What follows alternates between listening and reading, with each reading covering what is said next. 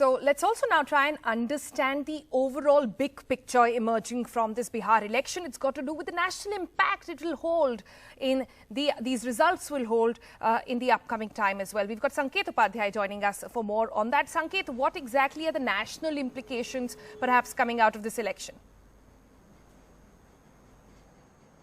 Well, Sonal, huge national implications as far as these Bihar elections are concerned. Remember, only the first phase voting is presently underway. 2 more phases left. But here are the things that are at stake. Now, let's talk party-wise. First, the Bharatiya Janata Party. Of course, they are in an alliance where jobs is now going to be a single biggest factor to determine in the polls. At least that is what the ground reports say. If we are proven wrong, then perhaps this issue does not matter. But on the ground, everyone is concerned about the lack of jobs. However, as far as the BJP is concerned, remember, this is the first big election amid a pandemic. BJP has not faced any electoral test, or for that matter, any political party has not faced an electoral test during the pandemic, something of this huge magnitude like Bihar. Now, for BJP particularly, after having lost Delhi, having lost Jharkhand, having lost Maharashtra, it is a prestige battle in Bihar. Will they retain Bihar or will they lose this as well?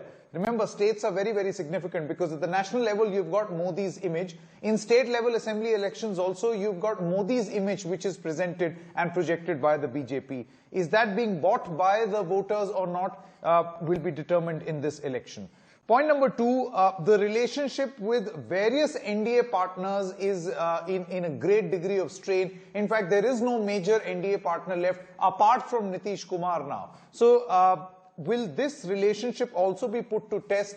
Because there is a very uneasy relationship between Nitish Kumar and LJP and the BJP. And amid all of this confusion, where does the BJP see itself in Bihar is also going to be very significant. So could this election and its result determine the association that Nitish Kumar is going to have with the BJP going ahead? Also remember, Sonal, this is a very significant fact that Amit Shah is not campaigning owing to ill health. He's just recovered from coronavirus and a very extended stay in the hospital. So he's not very actively campaigning on the ground. Could this also have an impact? Because he's always seen as a number 2 and the electioneering genius within the Bharatiya Janata Party along with Narendra Modi. The national alliance with the LJP is also at stake post results. So far, the BJP, at least from its central leadership, from the Prime Minister, has refrained from any direct pointed political attack. In fact, now you've got a Tejasvi Surya, who's the BJYM chief, who's also saying that